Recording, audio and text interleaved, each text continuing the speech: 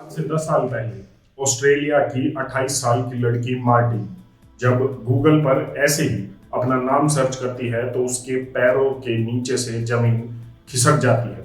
वो देखती है कि पूरा इंटरनेट उसकी नेकेड इमेजेस और वीडियोस से भरा हुआ था। उसके बाद वो वेबसाइट वालों से बात करती है और इस पर डीपली सर्च करती है तो उसे पता लगता है कि उसकी फोटोज को गलत तरीके से फोन इमेजेस और वीडियोस के लिए इस्तेमाल किया गया था।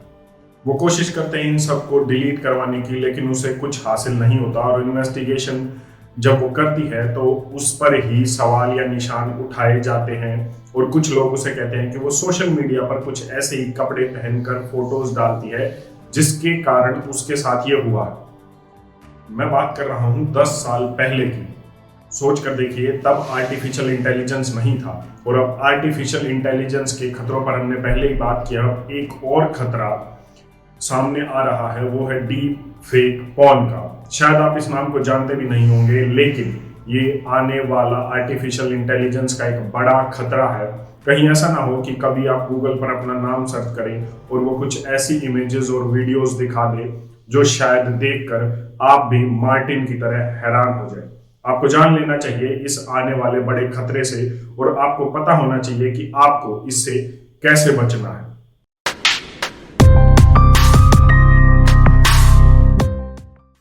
आज से कई साल पहले रेडिट नाम की वेबसाइट पर जो इन्फ्लुएंसर्स हैं, हॉलीवुड बॉलीवुड के एक्टर एक्ट्रेसेस हैं, उनकी फोटो को पॉर्न इमेजेस और वीडियोस में एडिट करके लगाया गया था। उस समय आर्टिफिशियल इंटेलिजेंस इतना नहीं था जो अब जन्म ले रहा है, तो वो आसानी से पता लग जाता था कि ये एडिट करके लगाई गई है। हालांकि उस समय भी कुछ खबरें ऐसी आई थी कि इन बॉलीवुड हॉलीवुड के एक्ट्रेसेस को ये सब करके ब्लैकमेल तक किया गया था। लेकिन अब आर्टिफिशियल इंटेलिजेंस इमेजिंग एक ऐसी चीज है जिसका इस्तेमाल गलत तरीके से किया जा रहा है और एक्सपर्ट ये बता रहे हैं कि इस तरीके से इमेजेस बनाई जा रही हैं कि आपको पता भी नहीं लगेगा कि किस तरीके से मतलब ठीक है या गलत है, फेक है या रियल है, आपको कुछ पता नहीं लगेगा।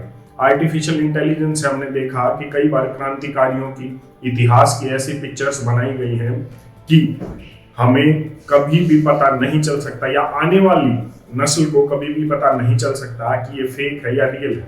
जैसे कि आर्टिफिशियल इंटेलिजेंस की से भगत सिंह जी की या वल्लभ भाई पटेल की जो इमेज बनाई गई। कल को अगर आर्टिफिशियल इंटेलिजेंस ऐसे ही कोई रैंडमली फिगर उठा के उसे भगत सिंह की फोटो बना देता है तो आने वाली नस्ल के लिए तो वही भगत सिंह होंगे या वही कोई क्रांतिकारी होगा या फिर वही कोई इतिहास का फोटो होगा।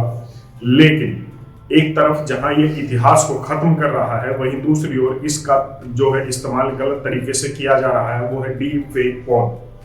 आर्टिफिशियल इंटेलिजेंस से रेंडमली इमेजेस बनाई जा रही हैं और वो इमेजेस नेकेड इमेजेस और फोटोज के लिए, वीडियोस के लिए, पॉर्न वीडियोस के लिए इस्तेमाल की जा रही है। लोगों को ये पता नहीं लग पा रहा है कि ये किस तरीके से हो रहा है। कई बार ये भी सामने आया है कि जो रियल जो कैरेक्टर्स हैं, मतलब जिंदगी में मेरे और आप जैसे लोग हैं, उनकी फोटोज भी आज आर्टिफिशियल इंटेलिजेंस के जरिए इन सब में इस्तेमाल की जा रही है। मतलब एक बड़ा खतरा है आपकी प्राइवेसी पर और कहीं ना कहीं ऑस्ट्रेलिया की उस लड़की की तरह कहीं आपके भी चेहरे का या आपकी फोटो का गलत इस्तेमाल तो नहीं हो रहा। एक्सपर्ट ये कहते हैं कि आर्टिफिशियल इंटेलिजेंस जहां एक तरफ नौकरियां खा रहा है, वहीं दूसरी तरफ वो आपके लोकतंत्र को खत्म कर रहा है, क्योंकि आर्टिफिशियल इंटेलिजेंस से चुनाव प्रभावित करके नेता बनाए जा रहे हैं, आपकी सोच को प्रभावित किया जा रहा है। वहीं दूसरी ओर आर्टिफिशियल इंटेलिजेंस अब आ गया है आपके इतिहास को खत्म करने के लिए, आपकी संस्कृति को खत्म करने के लिए। क्योंकि अगर आर्टिफिशियल इंटेलिजेंस से डीप फेक फोन जैसे ये चीजें बाहर आएंगी तो यकीन मानिए ये आपकी संस्कृति को, आपके इतिहास को और उन सब समाज में जो अच्छी चीजें हैं वो धीरे धीरे खत्म हो जाएंगी जो आज हम देख रहे हैं। एडम डॉज जो एंड टैब के जो एक आर्टिफिशियल इंटेलिजेंस का सॉफ्टवेयर है उसके फाउंडर है, वो खुद ये कहते हैं कि ये जो टेक्नोलॉजी है ये रुकने वाली नहीं है, ये लगातार बढ़ रही है और जब ये बढ़ रही है तो आपको इससे रास्ता निकालना है कि आप इससे कैसे बचें। इसका मतलब है आप इसे रोक तो नहीं सकते, आपको इसके साथ जीना होगा। और आपको उन सब चुनौतियों का सामना करना पड़ेगा जो हम आपको बताते आए हैं। करोड़ों नौकरियां जाने वाली हैं आने वाले 4-5 साल में, आपको उससे तय करना होगा कि किस तरीके से आप बीच में से रास्ता निकाल कर अगले आने वाले 4-5 साल में सर्वाइव करेंगे। आपको आर्टिफिशियल इंटेलिजेंस के एक डीप फेक फोन जैसे खतरों से बचना होगा, किस तरीके से आप उससे बचेंगे।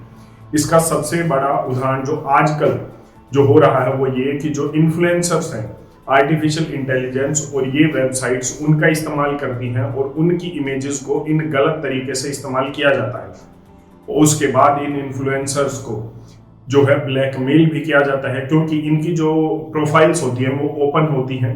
तो इसमें जो सबसे बड़ी चीज बाहर निकल कर आ रही है, जहां तक भी हो सके आपका पर्सनल डेटा आप प्राइवेट रखिए, आप अपनी प्रोफाइल को प्राइवेट रखिए, जहां तक हो सके उसकी डिटेल्स प्राइवेट रखिए, जैसे कि फोटोज, जैसे कि आपके फोन नंबर्स, ईमेल आईडीज, ये आप प्राइवेट रख सकते हैं और आप सिर्फ उन्हीं लोगों तक इसकी पहुंच कर सकते हैं जो आपके सोशल मीडिया प्लेटफॉर्म्स पर फ्रेंड हो। अगर आप पब्लिक रखते हैं तो आपके लिए खतरा उतना ही बड़ा है जैसा कि ऑस्ट्रेलिया की उस लड़की के लिए था जिसने जब इंटरनेट खोला तो उसकी पैरों के नीचे से जमीन खिसक गई थी। आपको आर्टिफिशियल इंटेलिजेंस के इस खतरे के बारे में पता होना चाहिए और आपको पता होना चाहिए कि आप किस तरीके से बच सकते हैं।